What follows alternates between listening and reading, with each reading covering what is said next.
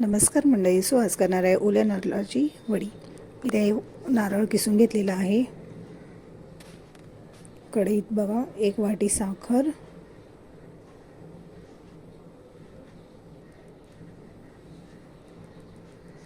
साखरेमध्ये पाणी ओतायचं आहे. साखर भिजेल एवढंच पाणी ओतायचं, जास्त नाही घ्यायचे पाणी.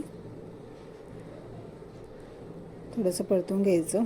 असं पाक तयार झाला की त्यामध्ये लिंबू पिळून घ्यायचं आहे. लिंबू पिळायचं कारण आपला खोबरा काळा नाही पडत, त्यासाठी लिंबू थोडंसं पिळून घ्यायचं. बघा इथे मी खोबरं टाकून घेतलेलं आहे.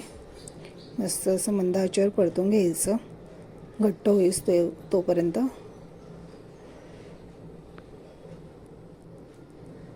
थोडं घट्ट व्हायला सुरुवात झालेली आहे. इथे मी वेलची पूड घेतलेली आहे. वेलची पूड अशी थोडीशी वरून टाकून घ्यायची.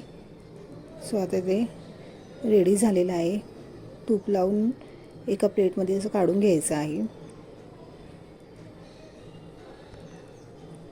थोडंसं असं गरम असेपर्यंतच त्याचे असे तुकडे करून घ्यायचे आहेत. अशा वड्या करून घ्यायच्या.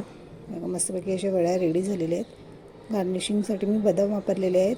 तुम्ही काजू, बदाम, पिस्ता असं काहीही वापरू शकता. मस्त अशी सोप्या पद्धतीने ही नारळाची वडी रेडी होते. तुम्हीही ट्राय करून बघा. सो तुम्हाला माझं चॅनल आवडलं असेल, लाईक करा, सबस्क्राईब करा, बेल आयकॉनवर क्लिक करा आणि शेअर करायला विसरू नका. हे का मस्त अशी आपली नारळाची वडी रेडी आहे. या खायला मंडळी. बाय. दिसते की नाही छान?